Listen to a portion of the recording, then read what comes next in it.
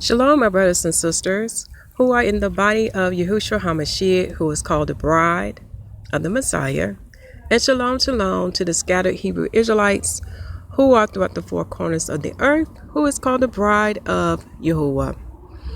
Take a few minutes and pause your screen to read John chapter 7, verse 35 to 36. And what you see before you, I know the translation is slightly different from the King James Bible. But just take a couple minutes to pause your screen. Okay, now let us go to the title of this word today.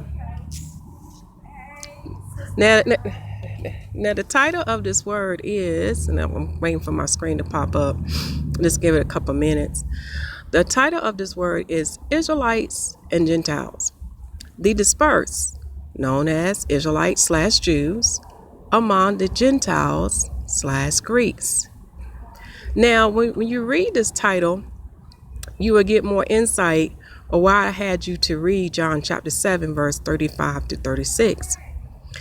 But now we will get understanding, why do we see the word Greek or Gentiles being interchangeable in the King James 611 Holy Bible? So you will have access to the Google document. I just want you to sit back and relax and listen, because now the Most High is revealing unto us why we see the word Greek being interchangeably used with the word Gentiles. Also, we can get an understanding about the Israelites/Jews who are the dispersed among the Gentiles/Greek. Okay, so the date of this word is, I did.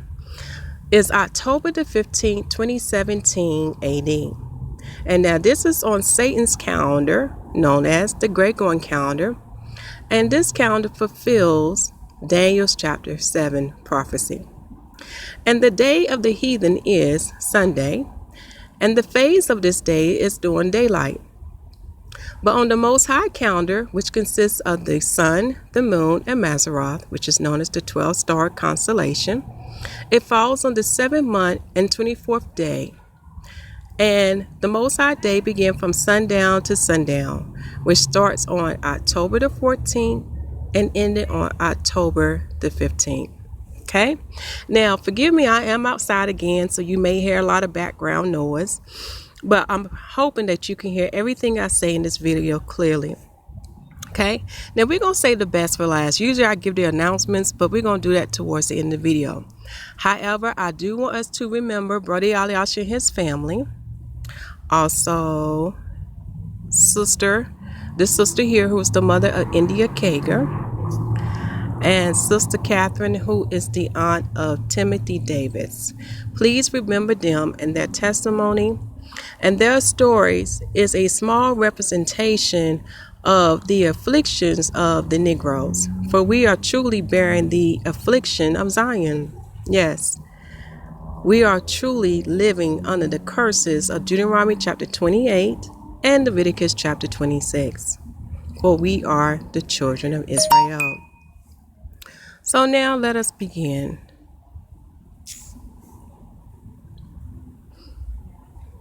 So when we look at John chapter 7, verse 36 to 35, on the photo, I know you have read, I'm waiting for my screen to come up, the following. I'm going to blow this up just a little bit so we can see it. Now in this version, it says, John 7, 35 to 36. Then the Jews said among themselves, where does he intend to go, that we shall find not... Where does he intend to go that we shall not find him? Does he intend to go to the dispersion among the Greeks and teach the Greeks? What is this thing that he said, you will seek me and not find me, and where I am, you cannot come. Now, I also have a picture of the King James 611 copy. But here we want to focus on the word dispersion among the Greeks. Okay, these scriptures pertains to when the Pharisees was talking to the Messiah, and this was during the time of the Feast of Tabernacles, and it fell on the 8th day, which was the great day, okay, known as the Solomon Assembly. To get more understanding about the great day that follows after the Feast of Tabernacles, go to the channel and watch the videos on that.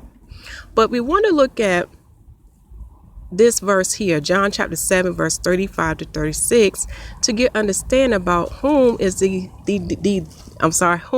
dispersion among the Greeks. Now, let me read the King James 1611 version, and then we'll discuss that who are the dispersion. Okay, so I'm going to bring this down a little bit. Okay. Then said the Jews among themselves, whither will he go, that we shall not find him? Will he go unto the dispersed among the Gentiles, and teach the Gentiles? What manner of saying is this, that he said, we shall seek me, and shall not find me? Where I am, thither ye cannot come. Now, those who have a copy of the 1611, if you look at the side note, you will see that this word Gentile actually means Greek for this particular verse, which is very important to know. Also, you have access to the King James 1611 website as well. Now, I'm sorry, my tongue almost about to get twisted. Now, when we reflect upon verse 35, and when you read the whole chapter, you will learn that this dispersed among the Greeks are the Israelites / Jews. Okay.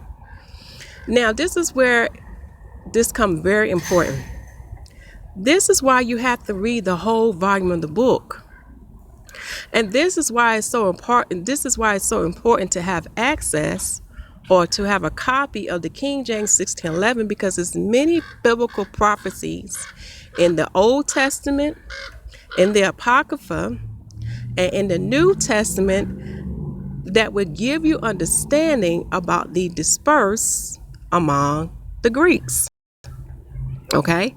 Remember, we have to come in the whole volume of the book. Okay? I know some denounce the Apocrypha, but once they do that, guess what? They're missing a very important big piece of information that will give you more insight about what we're about to discuss now. Okay? So again, I stress to you, my brothers and sisters, start studying with the 1611. The Most High ordained it to be written for you to read. It is to help us, to give us understanding of the biblical prophecies that are written in the Old Testament that has not come to their fullness, okay? Because they still going on, yes. Also the biblical prophecies in the Apocrypha and in the New Testament, also known as the New Covenant, okay? Now, to understand why the 1611 side note had the word Greek for Gentiles, one of the books you can go to is the Book of Daniel. Okay, the Book of Daniel give us so much information about the past kingdoms that has came to the current kingdom we are in. Okay, so when you read Daniel chapter 2, chapter 7, and chapter 11, and 2nd Ezra chapter 6, you will learn that we are in the fourth beast, known as the Roman Empire. And the ruling nation of the Roman Empire is Esau / Edom. Okay. In your spare time, I want you to read Daniel chapter 7, read verse 19 and 20, because it gives you a description of the fourth beast, and it gives you more of a parable, an analogy. Okay, and it's very important that you pay close attention, especially to certain words such as nails of brass. Okay, because we're going to talk about that in this video. Okay, so take this time now to pause the screen to read Daniel chapter 7 verse 19 and 20. All right, now we get into the juicy part. dealing with John chapter 7, verse 35. Why do you think the Bible mentioned the dispersed that is among the Greeks? Now we know during the time of the Messiah, when he was upon the earth, the Romans were ruling. Okay? This where history aligns with the Bible. You're going to hear some background noises. I'm going to let them pass by. Sorry about that, my brothers and sisters. Okay? I'm just letting them go by. Okay? All right. Sorry about that. When you study about the Roman Empire, the thing you need to ask yourself, who was before the Romans? The Greeks. And when you study the Roman Empire, you will learn that the Greeks' kingdom became a part of the Roman Empire. And when you understand that, then you begin to understand what Daniel was talking about in Daniel chapter 7, verse 19 to 20. Now, the photo that you see here before you is showing you a listing of the 10 Greek kingdoms of the fourth beast that is talked about in Daniel chapter 7. Okay? Now, I'm not going to read all these Greek kingdoms because my tongue, I'm not gifted in that to pronounce certain words. But take this time now to pause your screen. But I do want to point out to you that number 1, number 2, and number 3, and number 4 are the 4 Greek kingdoms that came out of Alexander the Great kingdom. Now, remember a while ago I told you that why it's very important for you to have access to Apocrypha. Because the Apocrypha will give you more insight about the Greeks. See, that is one of the missing pieces of the puzzle to understand these biblical prophecies. Okay? But let us go down a little further. Okay? So, my people was dispersed among the Greeks. Because if you know history, well, biblical history, my people was in the Greek captivity. Another great chapter to read is Daniel chapter 11. I want you to read that chapter in your spare time because a lot of that has been fulfilled, but is still being fulfilled. Okay? It's not complete yet. But I want to read unto you the summary of Daniel chapter 11. For it says, the overthrow of Persia by the king of Grecia, leagues and conflicts between the kings of the south and of the north, the invasion and tyranny of the Romans. Okay, so what I like about Daniel chapter 11 is giving you a summary of the kingdoms that Daniel prophesies about, leading to the present kingdom we are in, which is the Roman Empire, which is ruled by Esau/Edom. Okay. Now, in your spare time, I want you to look at verse 21. Because starting at verse 21, this is where Antiochus IV Epiphanes come in. He is the son of Antiochus III the Great. All right? He is the king of the Greeks. Dealing with the my tongue about to get twisted. He is the king of the Greeks, okay? And he reigned in the area of Antioch, and he reigned over many other countries and areas as well. So when you look at verse 21, it says here it says here, and in his estate shall stand up a vile person to whom they shall not give honor of the kingdom, but he shall come in peaceably and attain the kingdom by flatteries. So when you study Daniel 11, as well as the Apocrypha, okay, and whatever source that the Most High leads you to, such as like the workers of Cephas, etc., you will learn that this verse is pertaining to Antiochus IV Epiphanes. Now, he plays a very important role dealing with Daniel's chapter 7, okay? Let us scroll down a little bit. So, Antiochus IV Epiphanes, also known as Mithridates, He reigned from 175 BC to 163 BC. Okay? And he was over the Greeks' kingdom, so he took over his father's kingdom. Now, here's the surprising thing about Antiochus. Did you know he was the first anti-Messiah dealing with the prophecies of Daniel? Yes. When you study the word anti-Messiah, what it basically means, anti-word, anti-covenant.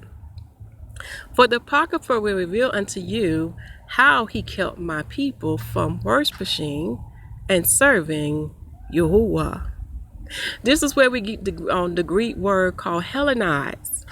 Because in the Greek kingdom, wherever country they conquer, they enforce their beliefs and their ways upon the people. Yes. So he was the first one of the anti-messiahs, okay? Let us scroll down a little bit more because I want you to see this as well. When you get some time, I want you to read 2 Maccabees chapter 4 verse 7 because it will prove to you that he took the kingdom. See, he didn't earn the kingdom rightfully. He took the kingdom. And I want you to read that in your spare time. I don't want to spoil the details for you. But when Antiochus IV Epiphanes reigned, his Greek kingdom was under the Roman Republic. Okay? Now, here's the part I was talking about dealing with the description of the beast, dealing with the brass nails. When you read Daniel chapter 2 verse 39, it revealed unto you that the Greeks shall rule over all the earth. Go back and get some ancient maps and look at the countries that they conquered and ruled, including my people in Israel. So in the beast that Daniel described about as the fourth beast, the Greek kingdom is represented by brass nails. Okay? When you study these chapters, chapter 2, chapter 7, chapter 8, you will see the Greek kingdom is represented by brass. All right? Now, let me read this paragraph unto you because I want to make sure that you get all these important details. It says here, Antiochus IV Epiphanes' kingdom is under the Roman Republic, which is the fourth beast of Daniel chapter 2, chapter 7, and chapter 8. The brass nails of the beast are a representation of the Greek kingdoms under the Romans' dominion. Antiochus IV Epiphanes is the first of the 11th horn or the mouth speaking great things and blasphemies. There will be many other anti-messiahs fulfilling the place of the 11th horn or the mouth, which is the anti-messiah, until the Most High comes and judgment is given. And Yahushua HaMashyach, the Messiah, is given dominion and the kingdom. Read Daniel chapter 7 and read Daniel chapter 7. Some of the anti-messiahs, starting with Antiochus IV to Titus, to the Roman Emperor Constantine I, to the Pope, and many others, until Gog, the king of the north, who is the king of Russia, and the last anti-messiah, 1 John chapter 2, verse 18. So until Gog, the king of the north, comes, okay? So we have many anti-messiahs who came after Antiochus IV Epiphanes. And we waiting for the last one to come, which is known as Gog, who shall be king of the north. So we waiting for him to be revealed. All right. And in the 3.5 years will be the time of the reign of the last anti-messiah. So when you study the book of Revelation and the book of Daniel, you will learn that the last one to come, the last anti-messiah to come, shall reign for 3.5 years. He will have full control over the earth to reign. All right. The 10 Greek kings, also known as Hellenistic rulers, In the Roman Republic reign of 175 BC, and the three kings seduced are the following, okay? So now you will have a listing of these 10 Greek kings, okay, that was in the Roman Republic during the time when Antiochus IV Epiphany reigned, because his reign started in 175 BC. Again, I'm not going to read all these kingdoms to you. I'm going to tell you to pause your screen and look at 1 through 5. Take this time now. Remember, 1 through 4 is the 4 kingdoms that came out of Alexander the Great Kingdom. Because remember, his kingdom split into 4 as prophesied by Daniel in chapter 8. Now, I want you to pause your screen and look at 6 through 10. These are the 10 Greek kingdoms during that time of Antiochus IV Epiphanes. Okay? Now, when you look at Daniel chapter 7, you're going to look at, there's a passage about this king who was Antiochus IV Epiphanes subduing the other kings. So basically what happened was his brother was killed. Let me make sure I can read his name correctly. His brother was killed by the treasurer. All right? And when that happened, the treasurer reigned with his brother's son. Then Antiochus IV came on the scene, and he killed the treasurer and his brother's son to take the throne. Okay? He also had Ptolemy the sixth Philometor to be more like a client king unto him. In other words, he was giving him a hard time. He wanted to rule over Egypt and Asia. So he put fear upon Ptolemy, where he became more of a client king towards him. All right? So let me read. Let's see which part I want to read.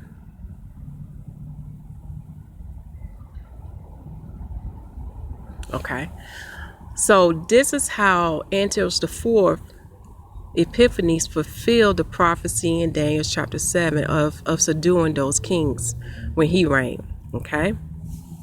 Now I'm not going to read this note word for word, but I just want to point out again, when Antiochus IV reigned, there was 10 Greek kingdoms during his time. Now when you study in history, you will learn there was a total of like 13 Greek kingdoms, but 2 of them were overthrown and 1 of them split into 4 kingdoms. All right.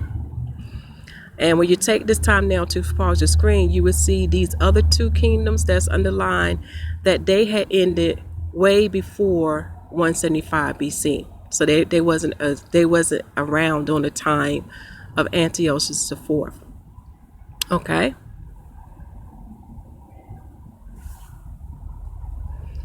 So when we look at this period of time, you probably say, well, why is this so important? Because it made up the Roman Empire. But as you know, throughout history, the head was wounded, right? But then the Roman Empire came back and there were some changes, which is very important for us to know. So in the beginning of the Roman Empire, the Greeks were a part of their kingdom. But when their empire ceased for a while, in other words, the head was wounded as prophesied, and when they came back, it was modified, okay?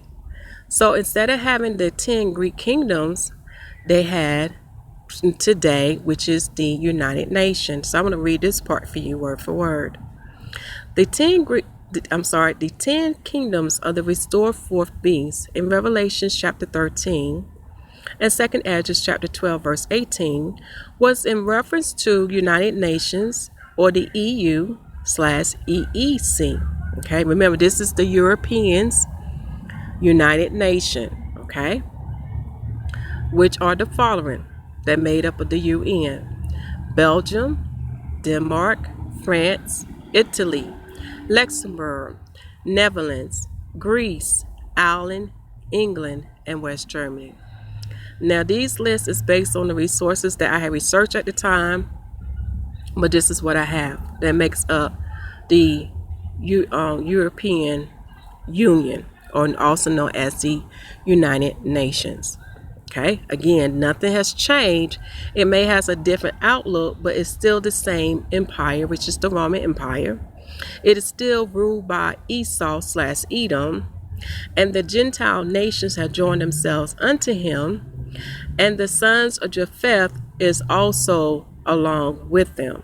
That's who makes up the European nations. Okay, so I want to say this clearly. The European nation is made up of the following: the sons of Japheth, the sons of Esau, and the sons of this unknown ancient nation that the Bible talks about as well. Okay? Now dealing with the Roman kingdom. The Roman kingdom's reign, you have 4 parts, okay? You have the Roman kingdom, which was from 753 BC to 509 BC. Then after that, you have the Roman Republic, which was 509 BC to 27 BC. Then you have the Roman Empire, okay, which was from 27 BC to 476 AD. And in 476 AD, that's when you have the fall of Rome, which the Bible talks about as the wounded head. Later, Rome was restored, and the country that restored them to their full power was America. This is why you see a lot of Roman things over here as well. You can look at their statues, their buildings, their laws, their ways, and their customs, etc. When you have some time, I want you to read 2 Ezra chapter 12 and Revelation chapter 13. Okay? So, to sum this up, starting with Antiochus IV Epiphanes, he fulfills Daniel chapter 7 and 8, and many others, anti-Messiah, shall come after him, which shall lead to the last anti-Messiah. Antiochus IV was the first one who represented the little horn, speaking great words. He is the first one to represent the anti-Messiah that was prophesied by Daniel. Also, in your spare time, read Daniel chapter 7 and 1 John chapter 2.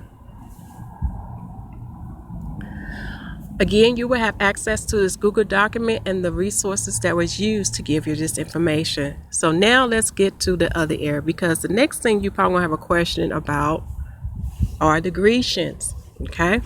Because you see this word pops up a lot in the Old Testament and in the New Testament. Okay, so what I did for you, I gave you all the scriptures that I found this word in, which is Grecians. It can be found in Joel chapter 3, 1 Maccabees chapter 6 verse 2, and chapter 8 verse 18, 2 Maccabees chapter 4 verse 15, and Acts chapter 9 verse 29, and 11 verse 20. Now, you probably know who are the Grecians, and we're about to talk about them very soon. So take this time now to pause your screen. But I do want to point out to you that when you go to Acts chapter 11 verse 20, you will learn that the Grecians dwelt in Antioch. This is something very important to know, and you'll see why as we go further in this word. Okay? Now, to understand who are the Grecians, you got to look at the lineage of the sons of Japheth. Okay? And one of the sons of Japheth is Javan. And those who have access to the 1611 Bible and to the work of Josephus, you will learn that the Greeks call some of the sons of Javan Ionians and Grecians, okay? And some of them live in Macedonia. In the Apocrypha, the Macedonians is also called Sittim. Now, do not get this word confused with another word that we should talk about further in this video, but it's spelled Cittim. It's a big difference, okay? So do not get this confused. So, the sons of Javan, the Greeks would call them Ionians and Grecians. So now we're going to understand who are the Grecians. They are the sons of Javan, who are the sons of Japheth. Now, the sons of Javan are listed here, and my tongue is terrible. I'm going to be honest. So take this time now to pause your screen. But this is based off of Genesis chapter 10. Then the two we're going to take a look at are, let's see, Alayasha and Kittim. Okay. Remember a while ago I said do not get Sittim confused with Kittim. Okay, it's a big difference. Sittim are Macedonians, and Kittim will deal with something else that we'll talk further. Okay, the reason why we can take a look at these because again it relates to the dispersed among the Greeks. Okay, now some scriptures you want to write down to do more research about the sons of Javan are Genesis chapter 10, 1 Chronicles chapter 1, Ezekiel chapter 27, Numbers chapter 24, and Daniel chapter 11, because that deal with Shittim. And Jeremiah chapter 2 verse 10 is also a great scripture to see that Shittim has many islands, not one, but many. Okay, and there's many other scriptures too. Okay, these are just some I'm just pouring out unto you. So take this time to write that down. Now we're going to take a look at the word Kittim, which is very important because when you study the biblical prophecy in Daniel's, especially for those who have access to the 1611, you will see that word either in the summary of the chapter or in the verse in the other books. Okay, because we need to understand who are the Shittim, right? Kittim are the sons of Japheth, who are the sons of Javan. All right, and you're going to see why we're looking at this word. So when you go to your Strong Concordance, it's under H3794. And here it is said, here, when you look under the Strong definition, it is a partial from an unused name denoting Cyprus, only in the plural. A Kittite, or, forgive my tongue, Cyprite, hence an islander in general. That is the Greeks or Romans on the shores opposite Palestine. Now this strong definition is very important because when you read the biblical prophecy in Numbers chapter 24, you will understand why Daniel chapter 11 will reference the Romans to Kittim. Okay. When you do a further study, when you look at the works of Josephus, the 1611 Bible, and the book of Jasper, you will learn that the sons of Esau intermingle with the sons of Japheth, such as the sons of Javan, which is very important. This is how Edom was able to fulfill the biblical prophecy that was written in Genesis chapter 7. Remember, he's going to have dominion over the earth, okay? So this is how he did it. He intermingled with the sons of Japheth, who are known as the Europeans today. All right. So here we can see that Shittim can mean Greeks or Romans on the shores opposite Palestine. Very important. Okay. Let's go to the next picture. We also get a more definition of this word Kittim, and it's under the Strong Concordance outline of biblical usage, for it says that the word Kittim means bruisers. And you know what, that definition really matched them because they are truly afflicting the Negroes, and this world is truly suffering. This word truly represents them very well, bruisers. It also says it's a general term from all islanders of the Mediterranean Sea. Now, you definitely want to put that word in your mind, Mediterranean Sea, because when you start getting these maps, these biblical maps, you begin to understand the areas of where the Greeks start to conquer. And then it was later on became adjoined to the Roman Empire. And it followed around in the Mediterranean Sea area. Very important to know. Okay. Also, it further go on to say that the word Kittim means the descendants of Javan, the son of Japheth, and grandson of Noah. Okay. So now you can see why I wanted us to look at the word Kittim. Okay. because Kittim is going to also represent Greece as well. Now we're going to look at the word Isha. Okay, so we'll go there now. So what I did, I found some great information under this strong concordant words that means Alice or Allens, ISLES, and it's under H339. Okay, under the I forgot the area this is under, but under this area right here, sorry about that. Okay, under this area here, it says that the sons of Isha and sons of Kittim and sons of Kittim, okay, that the coast of Isha, which is, and forgive my tongue if I mispronounce this, is Peloponnesius or Greece. So you know how I am, my brothers. I like to read everything, because especially the small print detail, because there'll be a lot of good juicy information.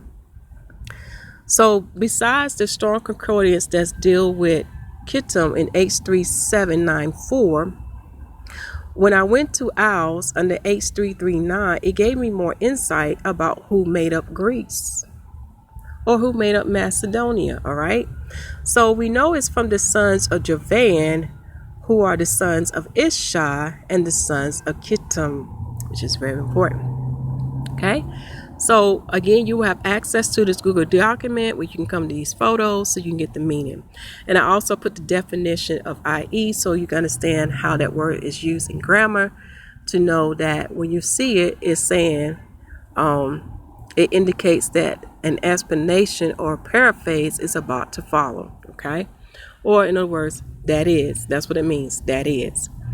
So the sons of Isha and the sons of Kittim are Greeks, in other words, or live in Greece. All right.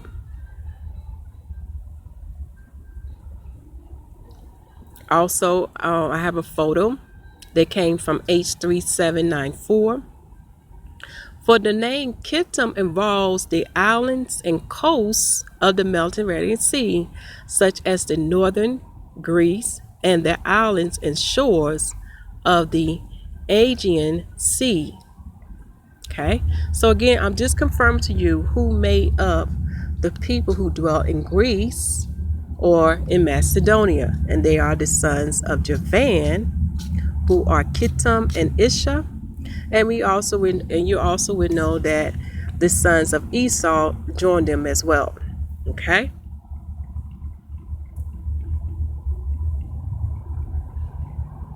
So what you see here before you is just what I wrote down.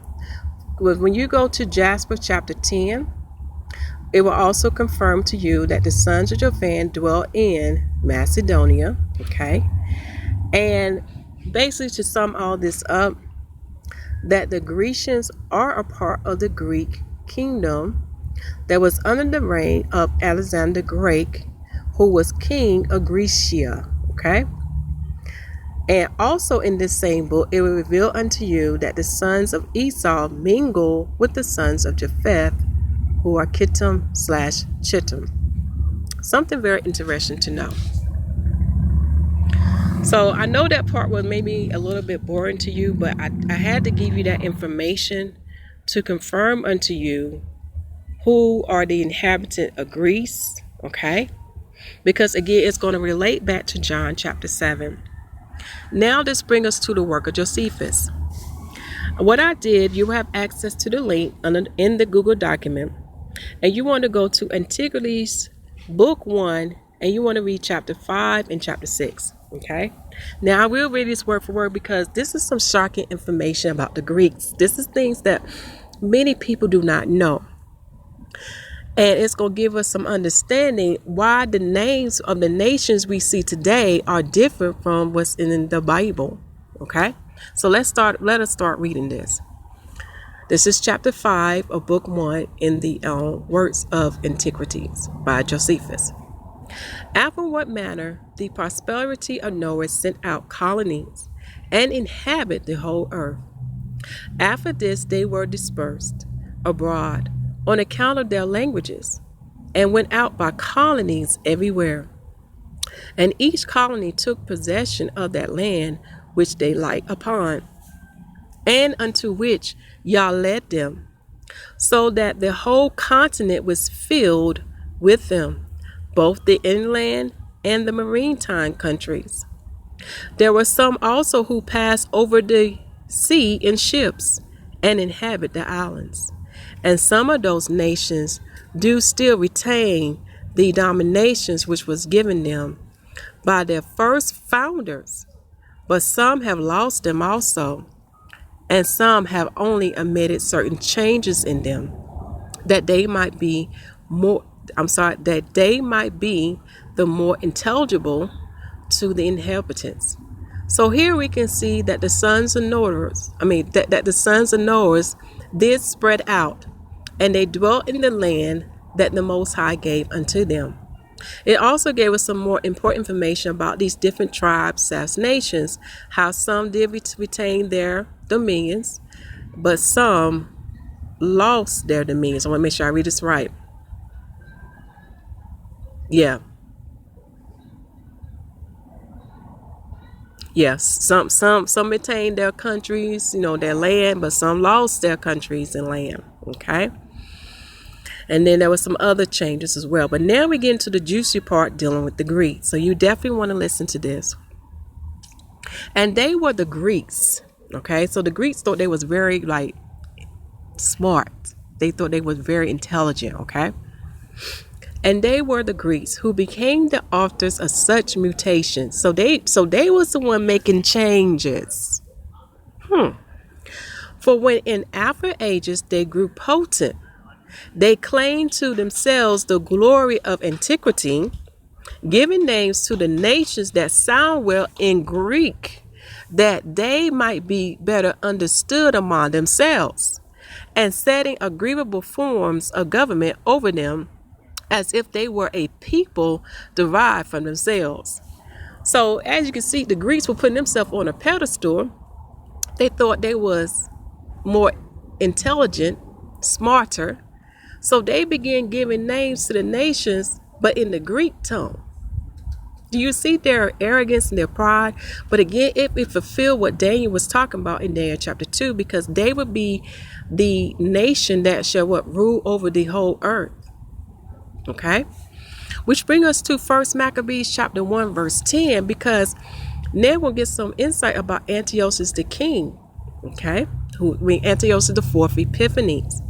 For it says here that, and there came out of them a wicked root, Antiochus surnamed Epiphanes, son of Antiochus the king, who had been in hostage at Rome, and he had reigned in the 137 year of the kingdom of the Greeks.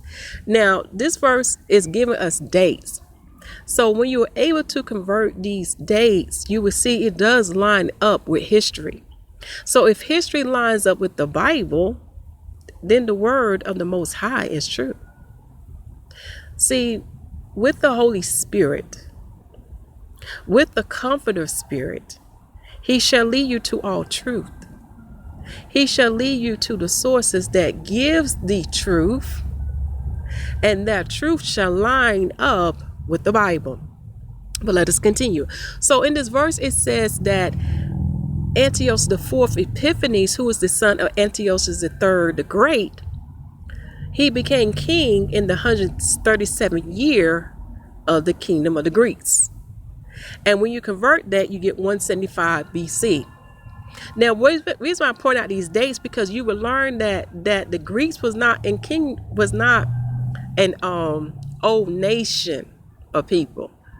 Okay, they wasn't ancient, and that's something that Josephus has pointed out in chapter 5, where he says here that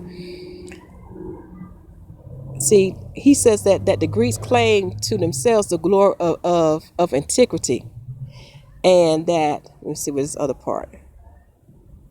Yeah, and see, let me get my tongue right. Josephus written here that the Greeks claimed to themselves the glory of antiquity. So they thought they were ancient, they were old, and this is why they felt like they was the most intellect or the most or the smartest. But actually they wasn't. They was not of antiquity. They was not old. They were a young nation. And this verse proves it because it says that the kingdom of the Greeks during the time when Antiochus IV came into power, that they were only 137 years old. That's still young. So when you do further research, you will learn that the kingdom of the Greeks started around 312 BC and it ended around 63 BC. So they're not ancient. They're not old. There was nations and other tribes before them that is old, such as the Grecians and the Ionians, such as the sons of Japheth, and etc.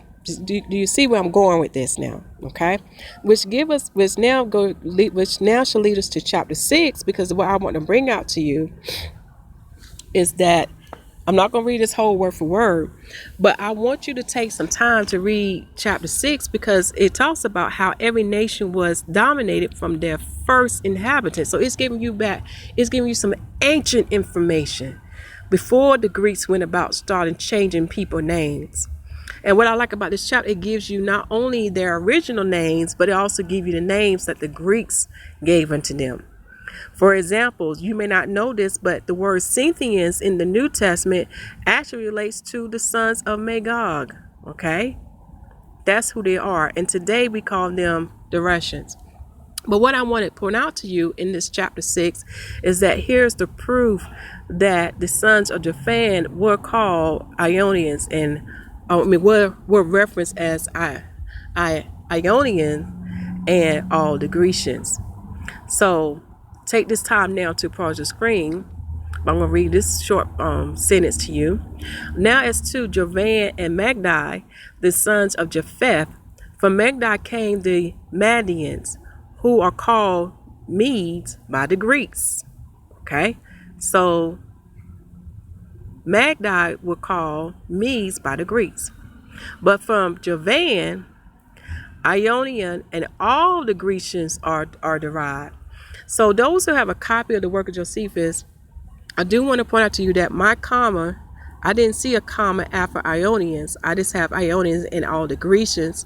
So in other words, to make this short and straight to the point, that the Ionian and all the Grecians come from Javan. Okay, but I want you to read this whole passage because it's some very good information, even down to this country called Cyprus, and you can see who are the original inhabitants of that, which relates to Kittim. Okay, but the part I definitely want to read to you because it's going to give you more insight about these Greeks that Josephus wrote, and this is what he said.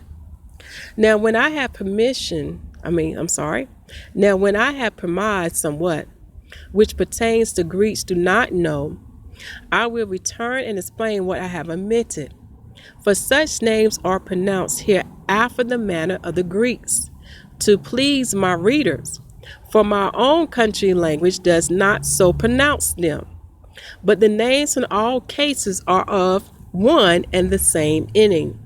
For the name we here pronounce Nois is there Noah, and in every case retain the same termination. So when you read the whole volume of the works of Josephus, what you will really learn is that his original work was written in his native tongue, but he translated the work into other languages so they can get the true history about the Israelites, because what happened back then is happening now. The heathen are spreading lies about my people and their history and who they are. They are covering up things. So just as Josephus stood up for my people, giving the truth about us and our history, the same we are doing today. So I thought it was very interesting. Now this brings us to this word.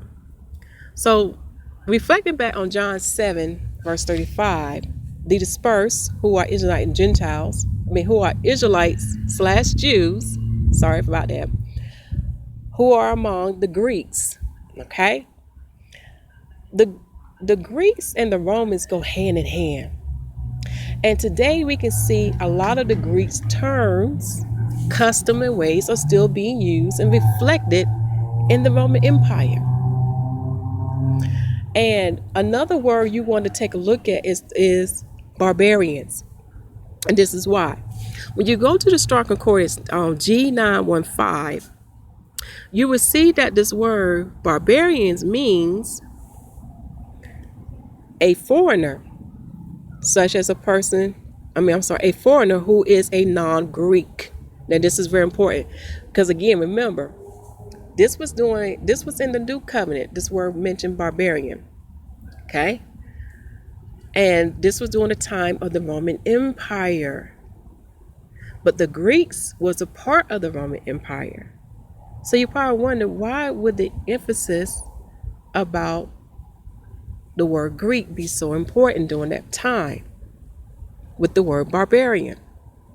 Because it means a foreigner that is non-Greek. So let us go down to the outline of biblical uses to get more insight why this word Greek is so important, and why a stranger would be classified as a barbarian who is non-Greek. Okay? For it says here that they can be used as one whose speech is rude, rough, and harsh, or one who speaks a foreign or strange language which is not understood by another. Okay? Or used by the Greeks of any foreigner ignorant of the Greek language, whether mental or moral, with the added notion after the Persian War of rudeness and brutality. The word used in the New Testament without the idea of reproachfulness. So now we can see the connection now. Okay? So those who are non-Greek, who don't speak the Greek language, was considered a barbarian. Because again, remember, the Greek Empire was a part of the Roman Empire. And I don't want to go ahead of myself. I want to make sure. Now, I don't want to go ahead of myself because I now want you to go back and start paying close attention to locations and to the peoples in that land, especially when you read the New Covenant. Because now you can begin to see some things. You're going to see evidence of this. You're going to see evidence of that the Greeks were a part of the Roman Empire. Okay?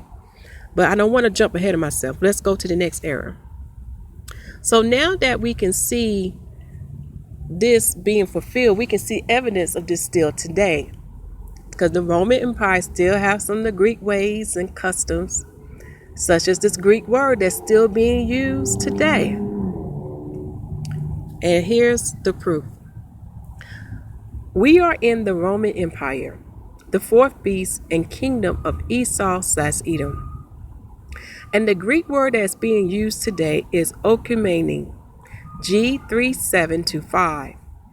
And it's used by the World Council of Churches. Now, when you read about them, the World Council of Church represent all the Christian churches.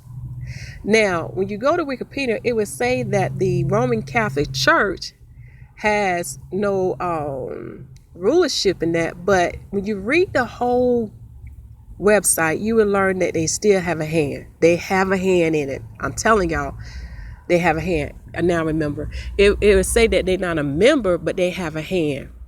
Read all those paragraphs and you will see it. I'm telling y'all. But you probably ask yourself, why would the World Council of Churches use this Greek word in their logo? And we in the Roman Empire. Here's why. When you go to the Strong Concordance, you will learn that this word means land, that is the terrain part of the globe, especially the Roman Empire, such as the earth and the world. This is why that Greek word is used. And it makes sense, because when you go back and study the prophecies that was given unto Daniel, then you will see how the Greeks have just as much influence on the Romans, and why we see in Greek words being used today. Okay. You will also have links to these websites, to the Strong Concordance, and to Wikipedia when you access the Google document. And also you will have access to the video to watch to get more insight about this logo and what it means. Because let me tell you something about this symbol. A lot of you do not understand what the cross means. And I'm not talking about what you hear about what they say with the with Nimrod. It goes deeper. To understand what the cross means, you got to go back in the Hebrew. And I'm going to leave it as that because I don't want this video to be too long. But that video that's listed in the Google document will give you more insight. Again, all of these things that I'm telling you relate to biblical prophecy that can be found in Numbers chapter 24, 2 Samuel chapter 23, verse 1 through 7, 2 Ezra chapter 6, the book of Daniel, the book of Ezra, the book of Revelations. Okay? So, I hope this word has been fulfilling for you today so you can get an understanding about John chapter 7, verse 35. I want you to really meditate on that because when you understand the biblical prophecies and the different kingdoms that had to come to pass and the current kingdom that we are in, then you begin to understand why the word Greek is interchangeably used with the word Gentile. And before I give you the final conclusion on this, let me give you these announcements to listen. Our Father in heaven is speaking. Yes, He is speaking Himself through His prophets and prophetess. So you will not be lost. You will have instructions on what to do in these last days. I highly recommend that you listen to the prophetic message of I'm coming for you and the other prophetic message that's listed in the playlist that you see here titled Yahuwah Prophetic Messages. He also left a message to the 10 tribes, the 10 lost tribes, which is known as the house of Israel, Ephraim. Okay? It's very important that you listen to these messages. Many of my brothers I went to have rejected it. In other words, they won't share it. They don't support it. So I'm asking you, my brothers and sisters, to share it and get the word out. Also, these messages are written, some of them are written in PDF form or in Google document, so you can read it. I'm recommending that you read these messages. It's very important that you do so because it's about your soul. Okay? So now for the conclusion. So in John chapter 7, verse 35, the dispersed among the Gentiles, known as the Greeks, are the Israelites / Jews. And when you study the Greek captivity, you will understand how my people came to dwell in the lands they were ruling. Okay? Just as nations conquer another nations, no one stayed in their homeland. They moved about. Okay? This is why you have a mixture of people in certain countries. So this is why we see the word Greek being interchangeably used with the word Gentiles, because of where my people were dispersed. And the Greeks are Gentiles. Okay, we want to make that clear. They are Gentiles. And the Greeks were a part, and the Greeks are a part of the Roman Empire. So the answer to the question is, why is Greeks or Gentiles interchangeable in the King James 1611 Holy Bible? And that answer is because the dispersed, who are Israelites / Gentiles, were among the Greeks, who are Gentiles.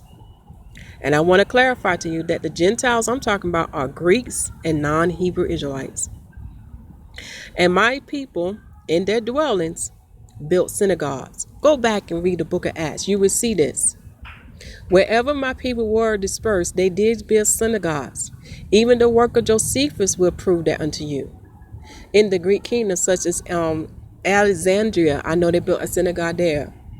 Also in other places where they dwell in, they built synagogues. Go back and read the book of Acts. Even type the word synagogue and you will see it. Because my people, wherever they were dispersed, they did keep the covenant. Unless it was taken away from them, such as what happened to us dealing with the transatlantic slave trade. If it wasn't taken away from them, my people, wherever they were dispersed, still are keeping the covenant that my father gave unto them. Okay? Also, I want to point out to you to remember that the southern kingdom is the house of Judah. And the house of Judah is made up of 4 groups of people. And those 4 groups are the tribe of Judah, the tribe of Benjamin, the tribe of Levi, and the remnant of the northern kingdom. Yes, all 12 tribes was still within the southern kingdom. You got to understand history. Go back. I want you to read 1st and 2nd Kings, 1st and 2nd Chronicles, Nehemiah. Also, Luke chapter 3 will show you that Anna the prophetess was from the tribe of Asher. Okay? So when you hear the word 10 lost tribe, it represents the northern kingdom, the people who was in Samaria. They was taken away, but the rest of them remain. Go back and read the book. Look at the time of King Hezekiah. He was talking to Ephraim and Manasseh and the rest of the remnant of the northern kingdom. Go back so you can understand about these 2 kingdoms and the people who made up these kingdoms. Everybody's treating it as only 2 tribes made up the kingdom of Judah. No, go back. Go back and read. So this is why in the time of the Messiah, he was still preaching to all of them. Okay? So if anything I said in this video that you did not understand, I want you to seek Yah for the answer. Seek him for the understanding. Because I just thought it was just amazing how that one verse, John chapter 7, verse 35, gave us the answer. It said, the dispersed among the Greeks who are Gentiles. And the reason is because my people was in the Greek captivity. And the answer, one of the answer locations to look at that is look at Antioch. Go to the book of Acts. You will see my people there. And you will also see the Grecians there too. I think it was Acts chapter 11. Let me go back up here, because I want you to see. It was Acts chapter 11, verse 20. And you will see my people dwelling in Antioch as well as the Grecians. All right. I'm trying to think of anything else I need to say here, because it's something very important. So now, my brothers and sisters, I hope you can see how the Greeks' kingdom came a part of the Roman kingdom, how it fulfilled the prophecies that was given unto Daniel and to the rest of the prophets, and how you can see it right fulfilling before your eyes.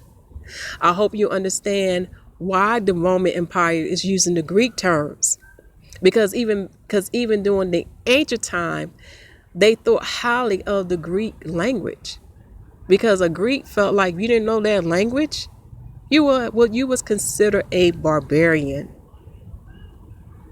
Still, that to me, that was something very interesting to learn, because now we can see the influence of the Greeks upon the Romans. Because even today, now we see the World Council of Churches, who are under the Roman Christianity / Catholics, are using this Greek word. And this Greek word represent that the Romans are ruling, which fulfilled the prophecy in 2nd Ezra chapter 6, where it said what Esau is the end of the world. That means Esau is ruling. So he's fulfilling the prophecy in Genesis chapter 27 and 25. Something to really think about and meditate on. So I hope you see what I see and hear what I hear. And I do apologize for this video for being quite a little bit long. But I want you to see why the word Greek is interchangeably used with the word Gentiles. It's dealing with empires. It's dealing with who's ruling and where my people dwelt upon. Well, it's dealing with where my people was in captive with.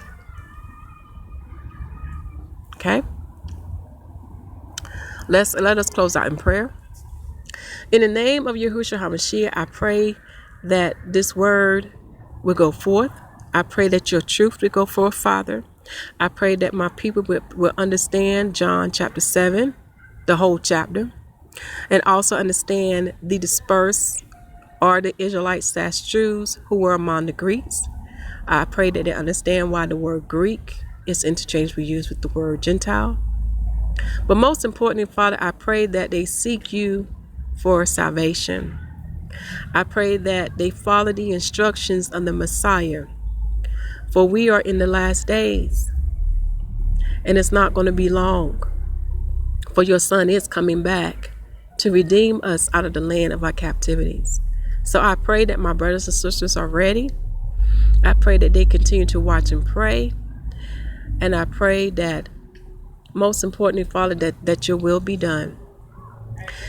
And if I have not asked anything that's in this prayer, Father, well, the things that I forget to ask you for, I ask that you fulfill it according to your will. In the name of Yahushua HaMashyach, so be it.